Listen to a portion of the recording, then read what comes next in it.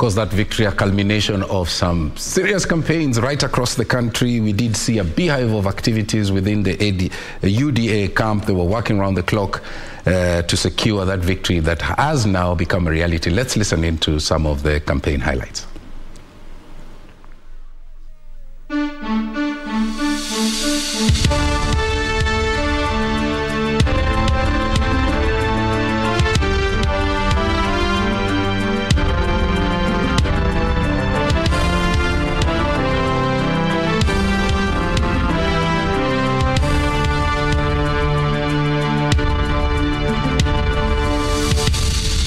I accept your nomination to be the United Democratic Alliance party candidate in this year's presidential election with gratitude to the Almighty God, recognition of the significance of this moment, and an acknowledgement of the work remaining and the road ahead to that day that we all look forward to. We want to have an unprecedented election. An election that we are going to vote is going to be peaceful, and all of us will submit to the will of the people of Kenya and make our country move to the next level. So to all Kenyans, my request and the request of our team is that we conduct peaceful campaigns, we focus on voting, and we also accept the outcome of the results of this election because we know it's going to be the will of God that is going to prevail. Mimi ninasema from Dagoretti, we have seen the success of this program in terms of retention of children in school and in terms of performance of children in school. Because of those two reasons, there is absolutely evidence that it is the right thing to do so that our children can not only spend their time in school, but also their performance can improve. Kwa hivyo, mimi nataka nitangaze ya kwamba kama serikali yetu ya Kenya Kwanza, tumeweka katika manifesto yetu, all our governors, all our members of parliament, there will be appropriate legislation to make sure that all our children can get food in school. Kila mwaka, the whole of it, itaenda kwa mambo ya sports, kama vile sports infrastructure, kama hii hapa, sports stadia, sports ile mambo yote ambayo itasaidia sports, hatutapeleka kwingine mahali saa hizi imepelekwa.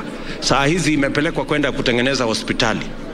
Hospitali tutajenga na pesa ya serikali, lakini hii tutaweka katika fund ambayo itafaidi watu sportsmen kama wewe, coach kama wewe, muweze kupata vifaa kama hizi na kuwe na progressive investment katika hiyo mambo yote ya sports infrastructure.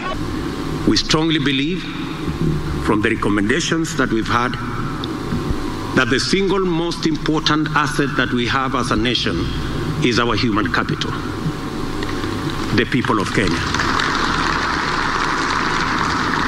It's important to note that we have a 19 million strong workforce in Kenya. 3 million of these people work in the corporate and formal employment. 16 million of them, which is 85%, work in the micro, small, and medium enterprise, both formal and informal. The best way to make our human resource productive is by capitalizing our human resource that is available to us. And the primary task of economic policy is development, is to mobilize and influence the allocation of capital in a manner that it generates the best benefits for the country. And these benefits include employment, equitable distribution of income, economic stability, adequate tax revenue, and of course, foreign exchange earnings. Our economic model so far, the trickle-down economic model, has failed the test of deploying capital to generate benefits in the best way possible for the country. Miaka nyingi siasa imekuwa ni ya viongozi na kutafuta vyeo na kutafuta mamlaka. Mwananchi anatoka hapo bila. Safari hii tunasema jameni, tubadilishe. Hii siasa iwe ni ya mwananchi, maslahi ya mwananchi, matakwa ya mwananchi, na vile mwananchi maisha yake itabadilika iwe bora kuliko ilivyo sasa. Safari hii tunatembea tukiongozwa na neno la Mungu. Na ndio tunawaomba na tunawasihi kama Wakristo, kama watu ambao wanamcha Mungu, kama watu wa city yetu ya Nairobi, mkubali safari hii tutembee pamoja. Tutengeneze serikali ambayo itaheshimu Mungu na itafanya kila Mkenya ahesabike kama Mkenya, na kila Mkenya ajivunie kuwa Mkenya. Sio nafasi tuko nayo ambayo wachache wanajivunia na wengi wanavumilia. We are committing that we are going to bring down the cost of living. Many Kenyans are living below the poverty line. We have the plan to grow more food. We have the plan on subsidized fertilizer. We have the plan on subsidized seeds. We have the plan on irrigation. And that is the Kenya Kwanza plan. Tuko pamoja jameni. Tuko pamoja. I want to tell the young people of our country, you will not trek the streets again. You will not wander in our markets again. We have a Marshall Plan on youth employment. We will deploy every year 200 billion Kenya shillings so that we can raise our textile industry, our leather industry, our wood industry, in agro-processing, in value addition, in manufacturing, in housing, so that we can create opportunities, we can create jobs for millions of young people.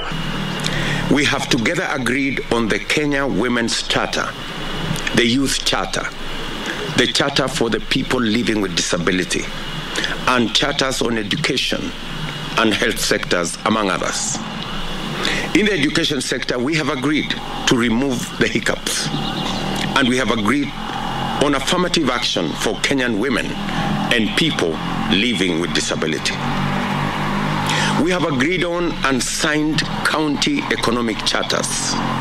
We have developed an authentic, homegrown Kenya country plan from these charters.